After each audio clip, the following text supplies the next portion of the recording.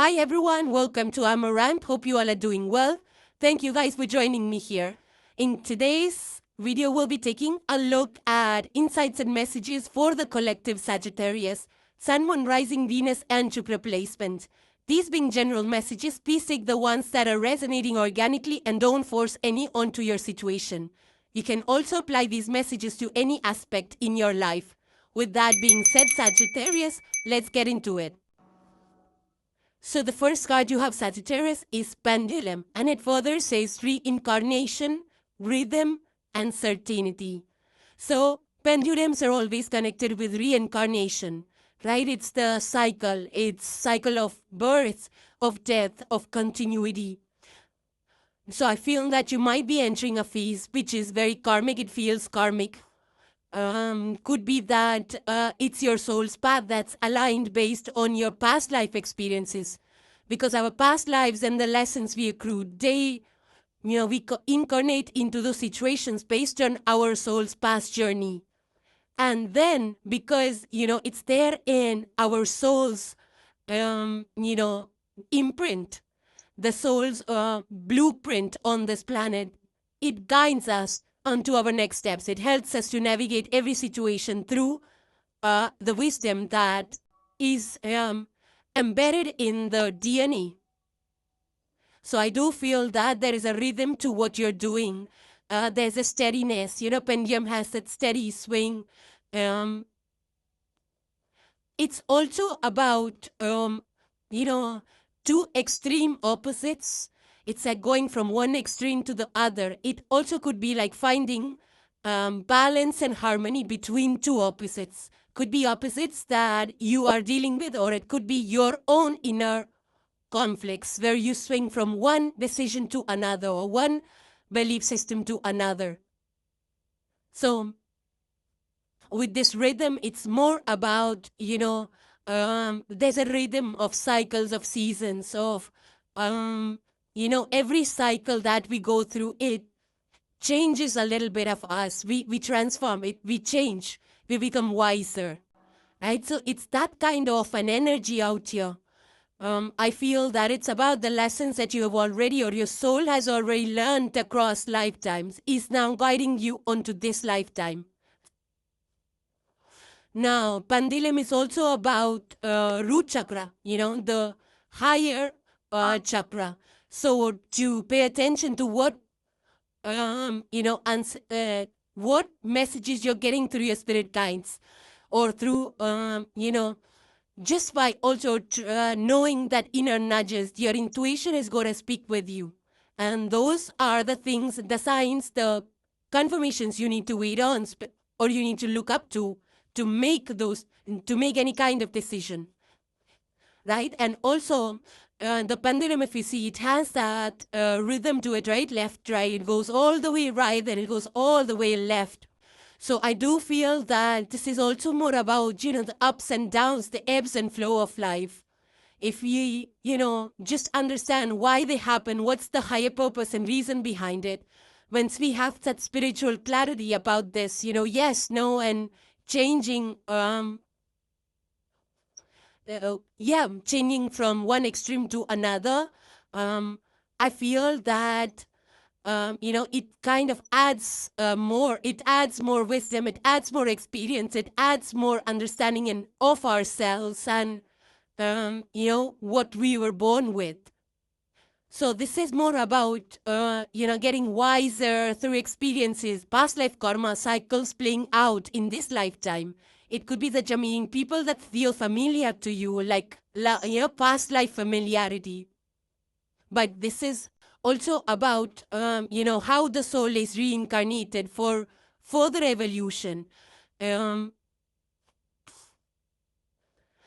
So rhythm is there, and then certainty. Certainty is that the inner knowing, right? That, even though there might not be any facts, but because your body is telling you about what to do, what to see, what kind of decisions you want to make, how do you want to do this, how you want to go about doing this, and things like that. So I feel that if we, the lesser we resist, the lesser we, and the more we kind of go with the changes or times and go with the ebb and flow, as it is called, then you will be able to get more certain, more clarity.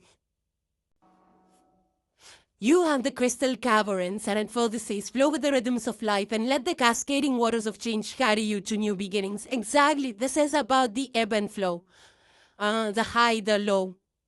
But at the same time, because it's, too much water, water is all about reflection and about intuition, spirituality, spiritual guidance, right? So I do feel that it's you're encouraged right now, Sagittarius, to to just take a pause, either meditate or just sit in silence for a bit and connect with your inner self, your inner feeling, your heart space, your intuition, right? Because there is cascading waters of change carry you to new beginnings. So there are new beginnings on the horizon for you.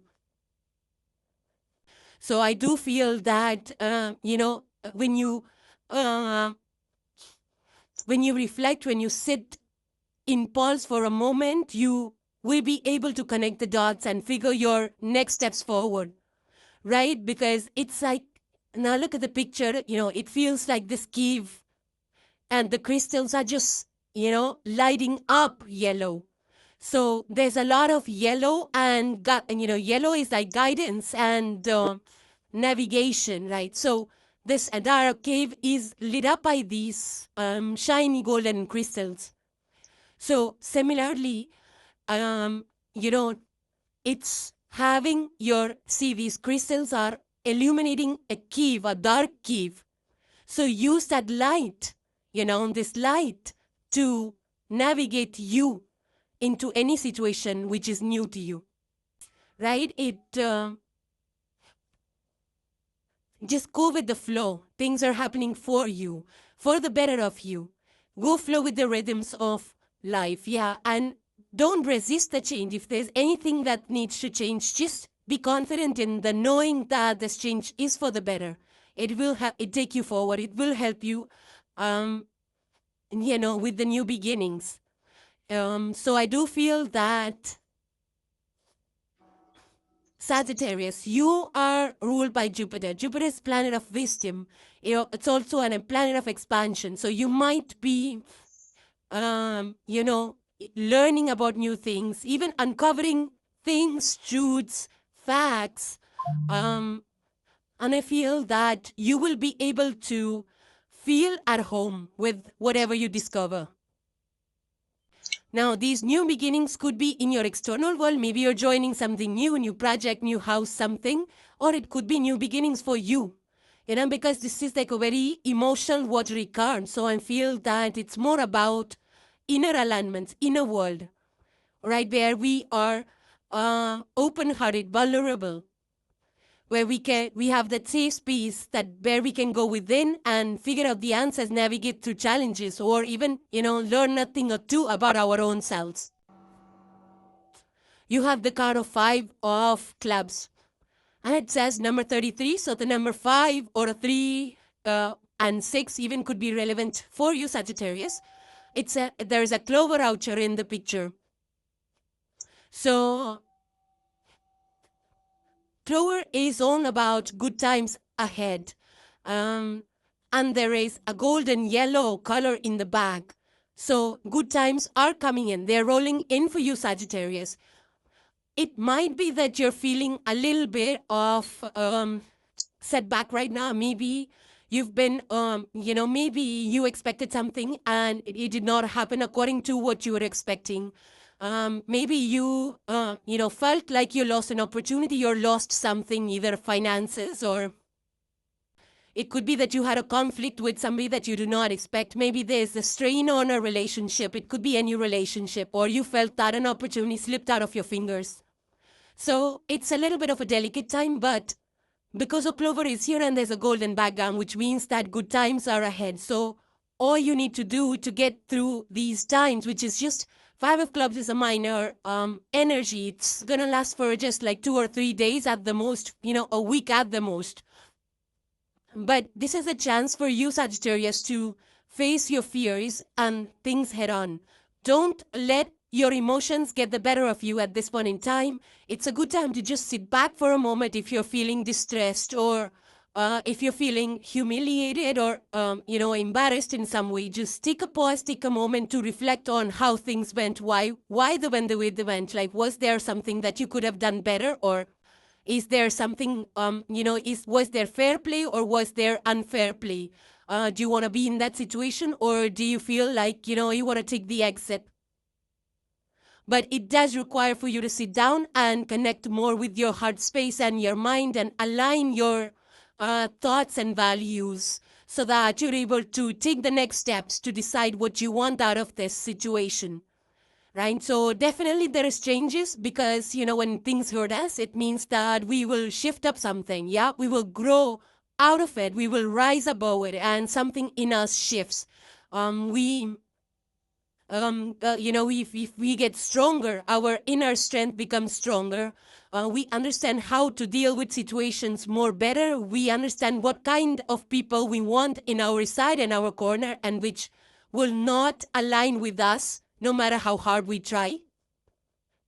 So sit down, take a moment and write these things down and see, what were the factors that played out for you to feel this way, and how you can change it up so that, you don't face a similar situation again. So it's just a time of growth, and growth is uncomfortable because we have to change. We have to make those changes. We have to think things through. We have to implement it.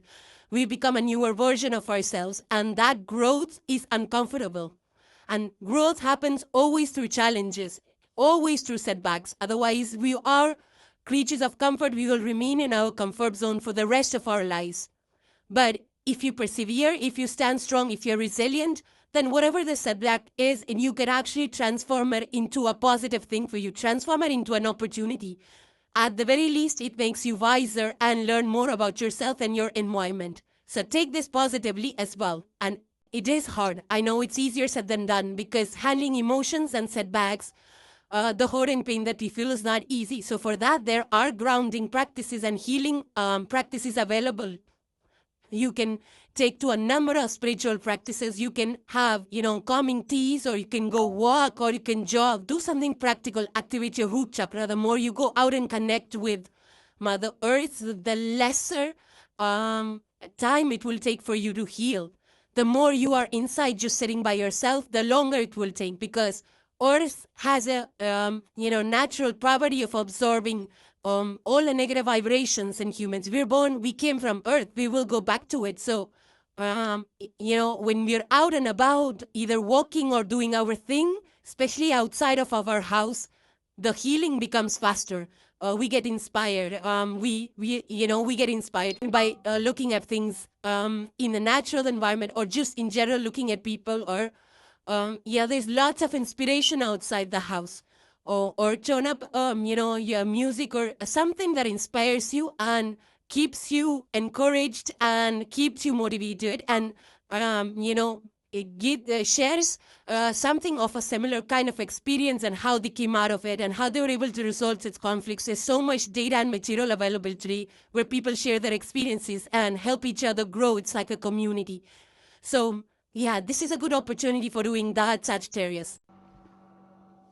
You have the house 4, which is, house 4 is the house of Cancer. So this is like water element. Sagittarius, you are mutable fire. And house 4 is Cancer, which is cardinal water, initiators. This is, further it says cultural and family roots, home, peace and comfort. There is a branch here with a nest and eggs. There is moon energy, there's water. So it's all about house, nurturing emotions, feeling emotional, feeling connected to your roots. Maybe there is something cultural which you are participating in or engaged with. Maybe you're trying to bring that, engage in those cultural practices, which is of course going to be different for each one of us. This is about connecting to your home, your people near and far. Finding that peace, knowing that, family is a strong foundation that we build, that, we feel safe. It's a sacred space that we feel comforted in. So I do feel that you are, more so ever engaged with the fourth house, like family, feeling bonded or spending more time with family. It's more about, this could also be, providing that support. It's about also emotional healing, providing that healing space, the, comfort for people to grow, share their experiences, learn, feel supported, feel heard. This could also be something about your ancestors. You could be learning up about them. You could be, you could be learning about your family history, family tree. You could be thinking or talking or, looking at pictures and albums about ancestors or learning up something about them. But it's more about, water. Water is 70% of our body. And once we calm those emotions, once we stabilize those, that's when we feel like, safe and comforted. So some of you could be working on stabilizing your emotions by doing some rituals related to your home and family, taking care of yourself and your near loved ones. But a lot of nurturing energy out here. It's like the bird, that spreads its wings and takes care of the younger ones. It's that kind of a vibe. And of course, Mother's Day is around the corner. So I feel that this could be celebrating Mother's Day and connecting more with the people, feeling connected and bonded, spending more time. So more about the domestic space. You have the Six of Earth and coupled to the Pine energy. So Six of Earth, again, minor arcana, Earth energy, Taurus, Virgo, Capricorn, or the Earth elements. So I feel that with the Six of Earth, it's more about, if you look at the picture, it's all about community coming together, giving and sharing of resources, whether it's time, money, energy. Over here, if you look at the table, there is some there's some pine sprigs and there's cone bundles. And if you see at the bottom, it says solstice. So it's meet at the solstice time. And if you see the sun it has completely set and the moonlight is right there across this forest.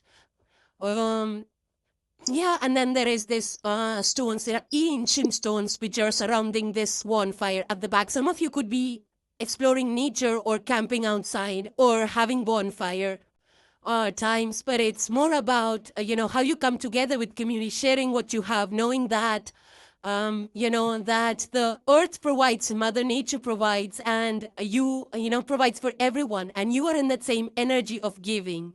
Like, yeah, so, today is your day to give or share resources.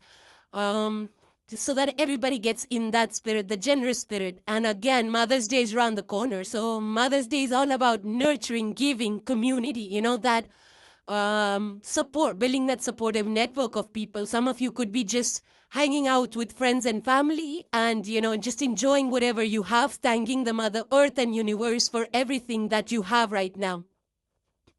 Now, it's coupled with the pine energy, and pine is an everlasting tree. It's not like it, it's growing all year, and the pine needles are available all year. And it's serving a lot, it's serving animals and squirrels and pine cones. It's even used by humans for coloring the pine cones and using in decorations. It's used for weaving baskets. Some of you could be into crafting with the natural thing like twigs or going outdoor landscaping. Learning about trees or, some of you could be into agriculture as well and sharing the bounty that you have.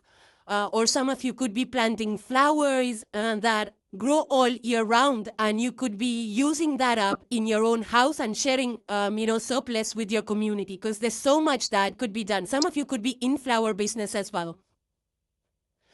But I feel that this is like, it's in some way, because pine trees are there for, for all seasons, but they shed their leaves so that there is newness and new leaves that come, right? Pine leaves are constantly, they're falling and new ones is coming. It's not like in one season. Pine leaves, needle leaves are falling all year round.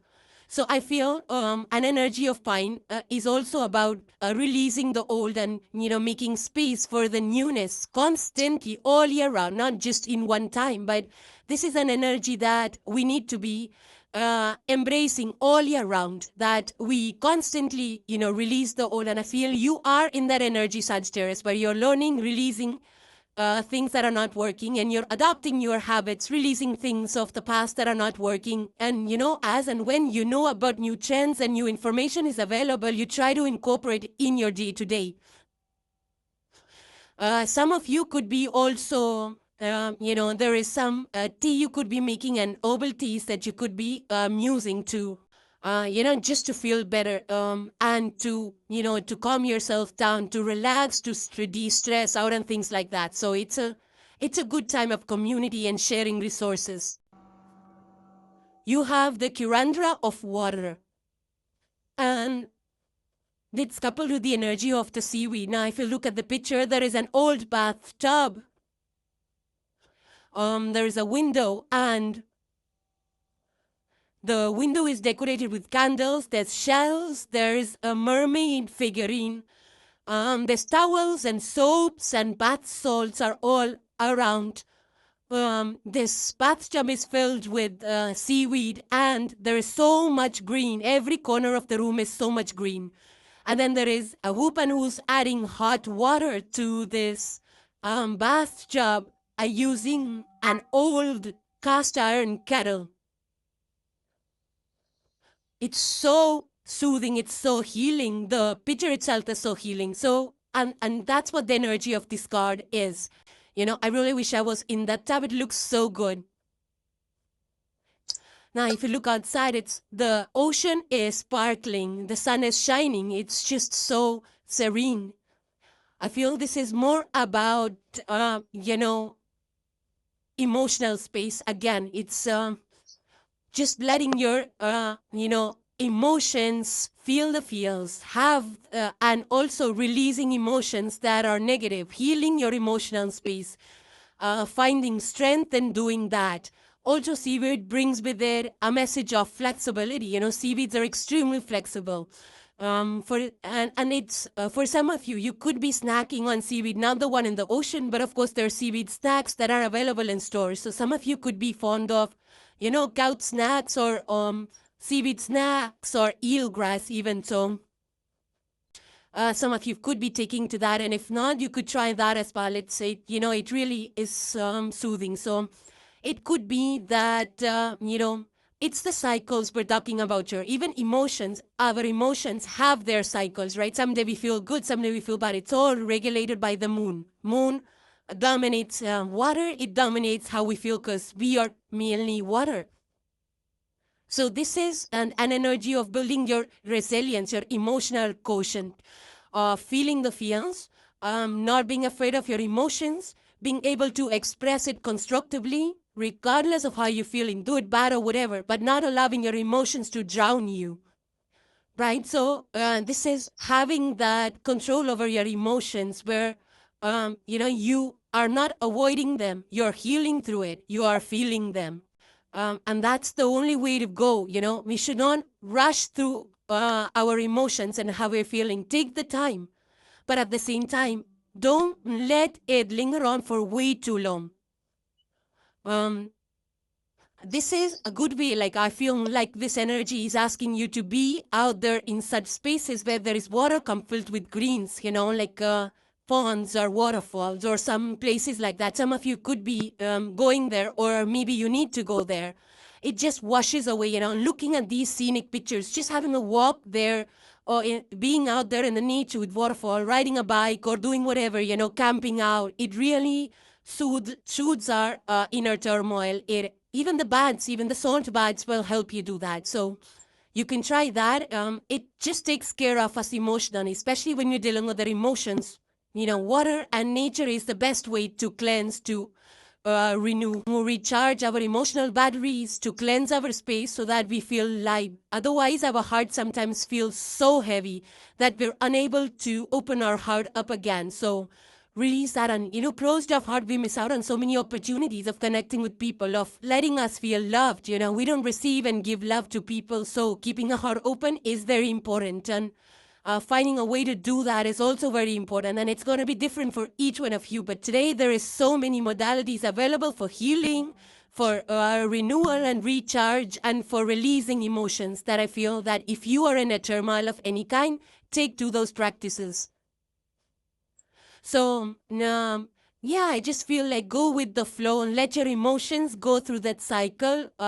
Sometimes if you're really elated and excited, sometimes you're really down low, but also maintaining that midpoint, finding a middle ground to express your emotions and feel, not being on the extreme, because emotions can actually get the better of us. So having that EQ where we are able to manage our emotions to not get to the extremes is very important. So building the backbone for our emotions will keep us very much, rooted in reality, and also in a sane and safe space, in a safe spot. Otherwise, it kind of damages. The last card you have for today, Sagittarius, is name your emotions. When we are passionate about an issue, we can become immersed in a feeling we don't quite understand. Learn to name your emotions. This will help you understand what you are feeling. Getting to know what is driving you will allow you to connect with what you stand for. Instead of letting your passion and emotions take over your actions and thoughts, name your emotions so you will have more awareness of why you are feeling or acting a certain way. So yeah, it's all about the feels, your emotional space. Your entire messages is all about understanding what you're feeling, there's pendulum energy of, connected to family, roots, ancestry, past life experiences, feeling karmic cycles, and a lot of water energy, fourth house, water. So something about balancing your emotions and managing them. So yeah. So Sagittarius, those were your messages. Hope they were helpful and insightful to you guys. Thank you guys for joining, for watching and supporting the channel. I truly appreciate each and every one of you. If you like the messages, please hit the like and the subscribe along with the bell so you get notified every time a video is published. Thank you guys again, and I will see you in the next one. Take care you all. Bye for now.